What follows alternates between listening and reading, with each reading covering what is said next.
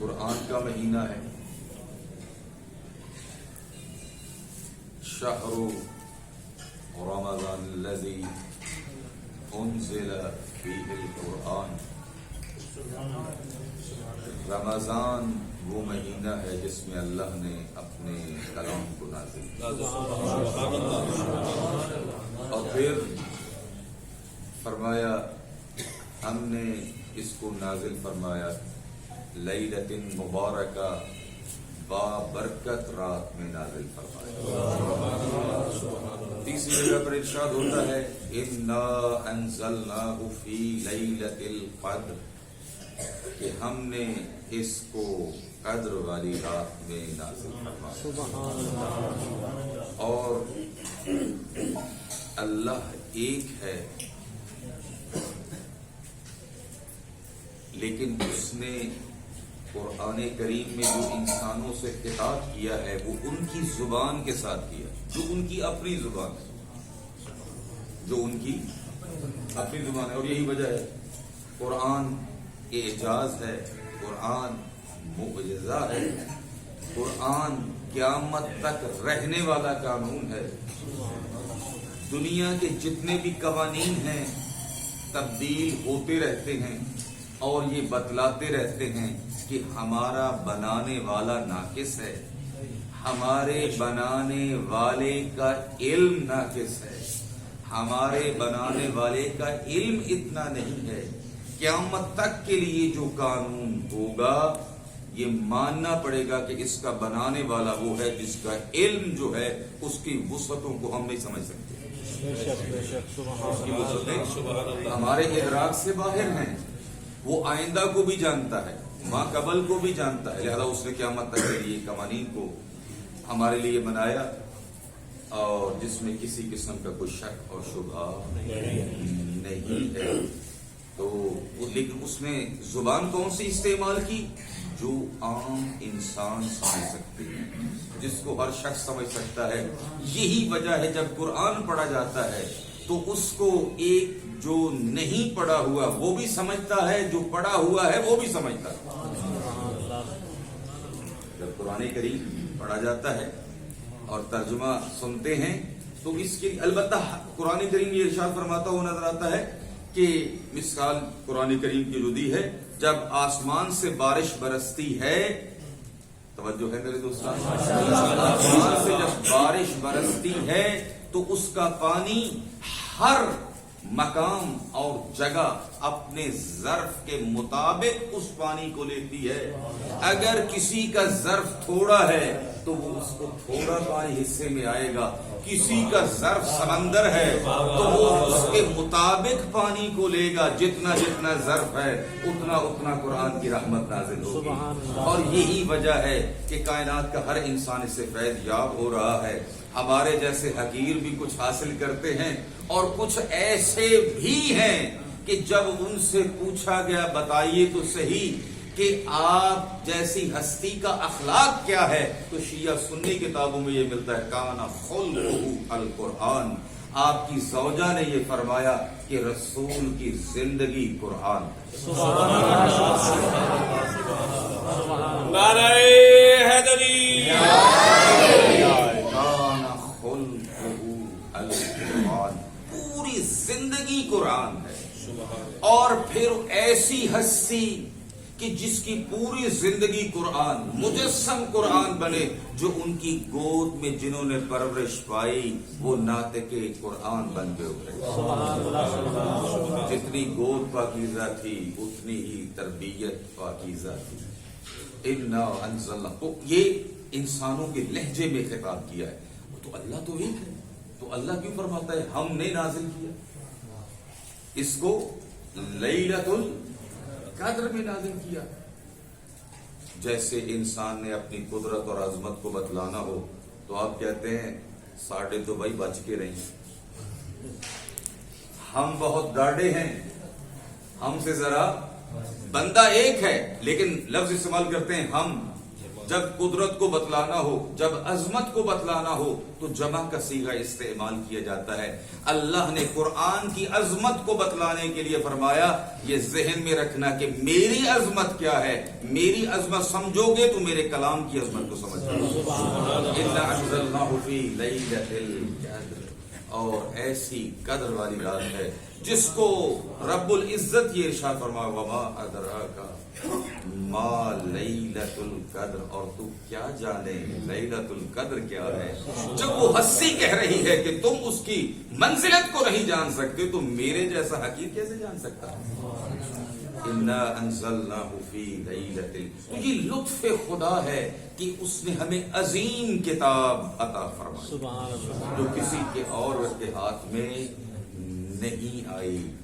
نہ صاحبان انجیل کو یہ فضیلت حاصل ہے، نہ صاحبان تورات کو یہ فضیلت حاصل ہے، کیونکہ ان کے پاس کتابیں آئیں لیکن حفاظت حاصل نہ ہو سکی۔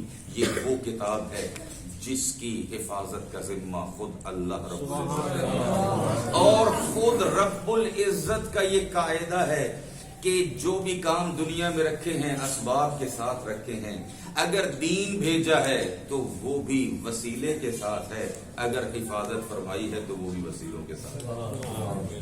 ٹھیک ہے، اب ہمارا کام یہ ہے کہ اب اگر اتنی عظیم کتاب جس کی خاطر اتنی قربانیاں، یہ شریعت جس کے احکام آپ کے سامنے بہت مختصر وقت میں بیان ہوتے ہیں، وہ آسانی سے نہیں پہنچی۔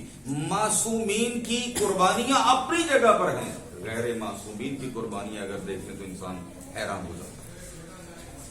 معصومین کی قربانیوں کے ساتھ تو مقایسہ ہی نہیں ہے نا۔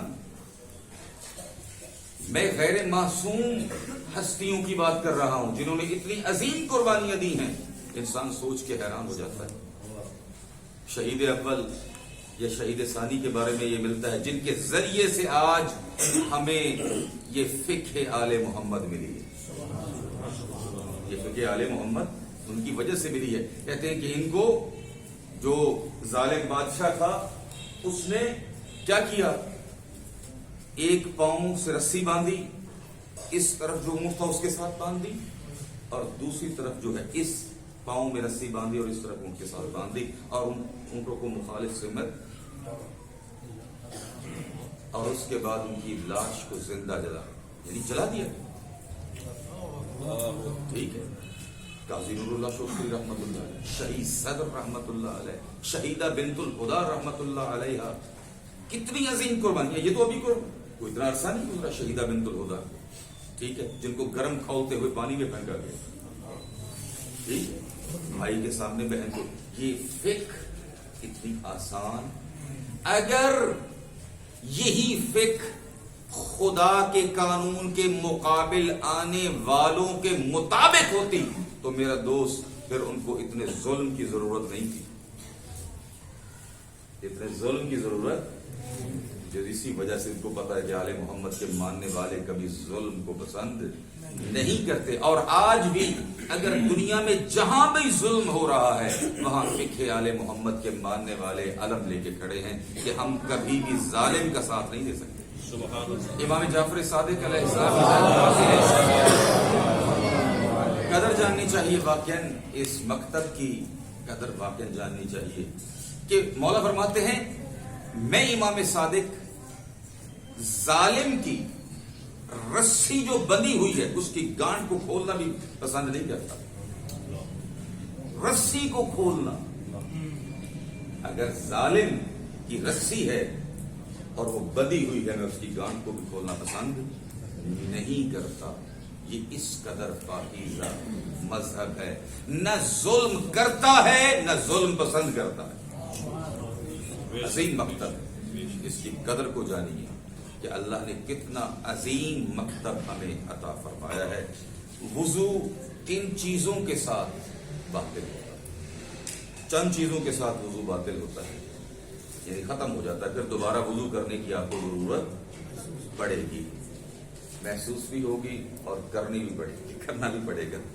ٹھیک ہے جناب، پیشاب، پاخانہ، اسی طرح سے اگر نیند اتنی آئے آنکھوں اور کانوں کے اوپر کیا ہو جائے، غالب آ جائے۔ بعض اوقات اونگ آتی ہے لیکن انسان سن رہا ہوتا ہے، ٹھیک ہے، اس کے ساتھ وضو باطل نہیں ہوتا. یا اسی طرح سے ریح کا خارج ہونا، ہوا کا خارج ہونا، یہ بھی اس کے ساتھ بھی نماز باطل ہو جاتی ہے. یا انسان بے ہوشی میں ہو، مستی میں ہو، جس کے ساتھ عقل زائل ہو جائے، جس کے ساتھ کیا ہو جائے، عقل انسان کی ختم ہو جائے، ایسی بے ہوشی، اس کے ساتھ بھی وضو ٹوٹ جاتا ہے. اور اسی طرح سے جن کے ساتھ کیا کہتے ہیں غسل واجب ہوتا ہے، بعض ایسی چیزیں ہیں کہ غسل کے ساتھ وہاں پر وضو بھی آتا ہے، جیسے حیض، استحاضہ، نفاس، مس میت وغیرہ، تو وہاں پر بھی وضو، اگر جنابت واجب ہوئی ہے، غسل جنابت، ایٹومیٹک وضو کیا ہو گیا ہے، ختم ہو گیا ہے. تو ان چیزوں کے لیے وضو دوبارہ آپ کو انجام دینا پڑے گا. اور وضو کے بارے میں عرض کر دیا تھا، معصوم کا فرمان وضو کے بارے میں، اور قرآن کی چند آیتیں آپ کے سامنے عرض کرتا ہوں، صلوات پڑھیے گا.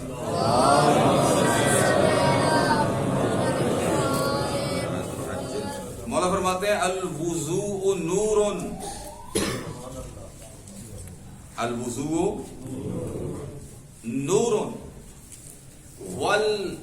والوضوء علی الوضوء نور علی نور.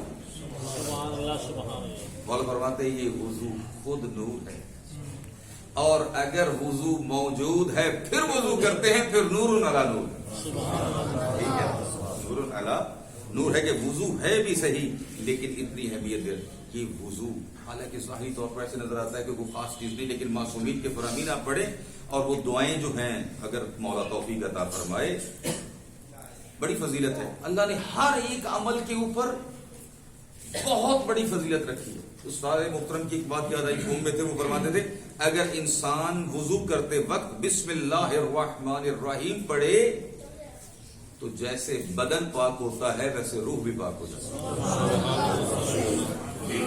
جاتی ہے. اور اگر وضو کو ویسے ہی جیسے شرائط ہیں اور دعاؤں کے ساتھ پڑھا جائے تو معصومین کے فرامین میں ایسے ہے، جو آپ کے وضو کے قطرے نیچے گرتے ہیں، ہم اس کو کچھ نہیں سمجھتے، معصوم فرماتے ہیں ان قطروں سے اللہ فرشتے تخلیق فرشتے تخلیق فرماتا ہے، اور وہ فرشتے قیامت تک کے لیے اس وضو کرنے والے مومن کے لیے استغفار کرتے ہیں. کیا کرتے ہیں؟ استغفار کرتے ہیں. سورۃ مائدہ آپ کے سامنے اس کی تلاوت ہوئی کل. سورۃ مائدہ جو ہے، صلوات پڑھیے گا.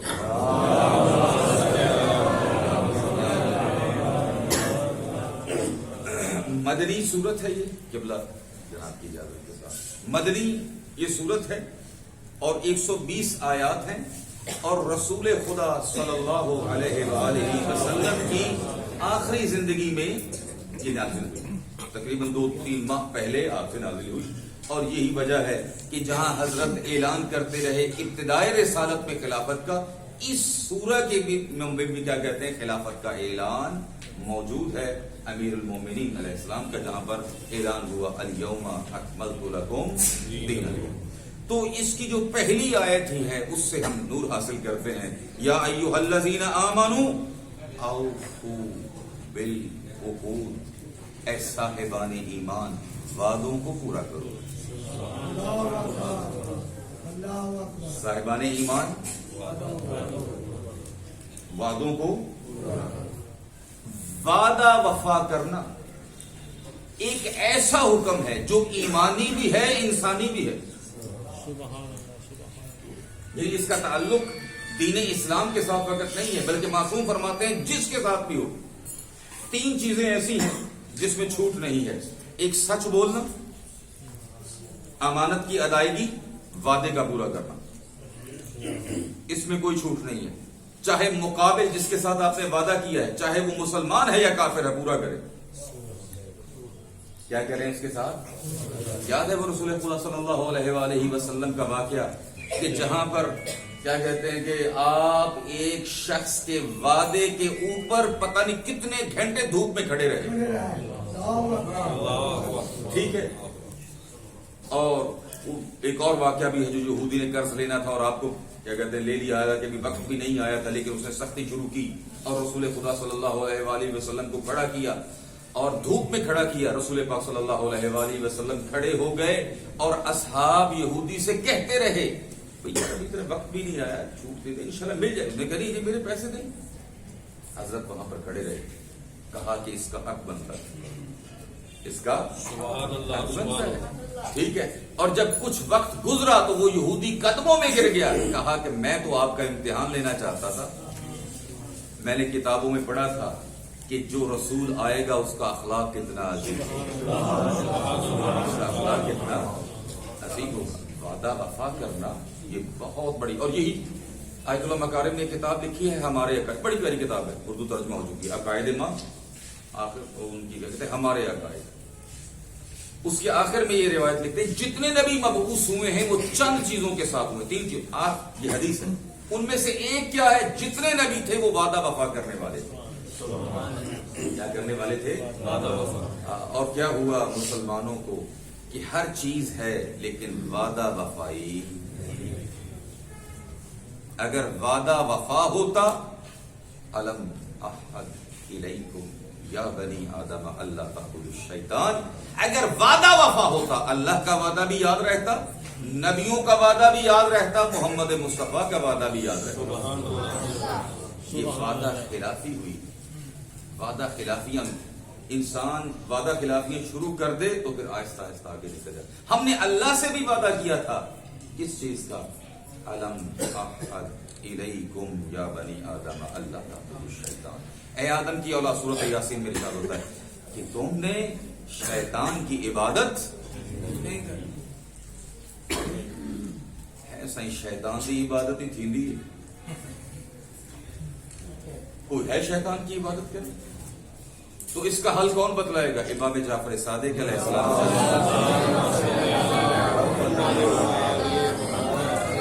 مولا ارشاد فرماتے ہیں, صرف 3 منٹ باقی رہ گئے. مولا ارشاد فرماتے ہیں جو شیطان کی بات کے اوپر کان دھرتا ہے وہ شیطان کی عبادت کرتا ہے, جو شیطان کی اطاعت کرتا ہے وہ شیطان کی عبادت کرتا ہے. اور آج تک ہمیں سمجھ ہی نہیں آیا شیطان سانو کہندا کی. سمجھ میں آئی بات؟ ہاں یہ سمجھنا چاہیے. علم ہے ہمیں, ہم اپنے آپ کو دھوکہ دیتے ہیں, ورنہ ہر ایک کو پتا ہے جب اپنا مسئلہ بنتا ہے تو کیا سر پتا ہے تو شیطانی عمل انجام دے رہے. جب دوسروں کا علم ہے تو اپنا بھی علم ہونا چاہیے. صلوات پڑھیے محمد والے. سورۃ مائدہ کو سورۃ مائدہ کیوں کہتے ہیں؟ اس کا تعلق ماہ رمضان سے ہے, اس لیے میں کچھ عرض کرنا چاہتا ہوں. اس آیت کا تعلق بنتا ہے کس لیے کہ حضرت عیسیٰ علیہ السلام کے جو حواری تھے, توجہ ہے میرے دوستان, حضرت عیسیٰ علیہ السلام کے جو حواری تھے انہوں نے تقاضا کیا حضرت عیسیٰ علیہ السلام سے.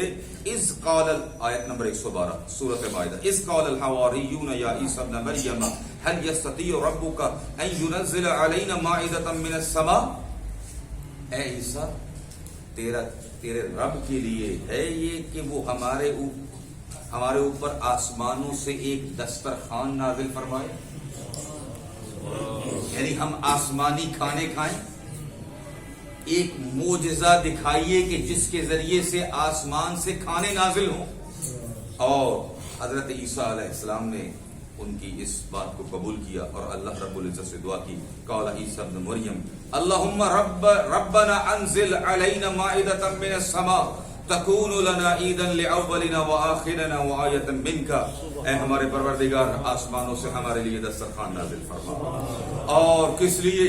تکون لنا عیدا لاولنا ولآخرنا, جو ہمارے پہلے ہیں ان کے لیے بھی عید قرار پائے اور ہمارے آخروں کے لیے بھی عید قرار پائے. وعدہ خلافی کی معذرت, اگر ایک آدھا منٹ آگے پیچھے ہو جائے ناراض نہ ہوئیے گا, تاکہ میں اپنی بات کے وعدہ خلافی نہ ہو جائے. یہاں پر یہ عرض کریں گے اگر عیسیٰ علیہ السلام کی قوم کے لیے مادی نعمتیں نازل ہو تو عید بنتی ہے, اور اگر اللہ روح کی عظیم غذا قرآن بھیجے تو عید نہیں بنتی. وَأَنزِلْ عَلَيْنَا مَائِدَةً مِّنَ السَّمَاءِ, اللہ آسمان سے اگر مادی دسترخوان نازل کرے تو عید بنتی ہے, اور اگر روح کا سامان فراہم ہو یہ شب قدر ہر سال آتی ہے کہ اپنے دل میں جگہ دیں نور الہی، نور کلام الہی کو جگہ دیں۔ یہ رمضان اس لیے ہے کہ روزوں کے ساتھ دل نرم ہو چکے ہیں، کلام الہی کو قبول کرنے کے لیے تیار ہیں۔ آج کے درس کے لیے یہی کافی ہے۔ اے اللہ ہمارے دلوں کو قرآن کے نور سے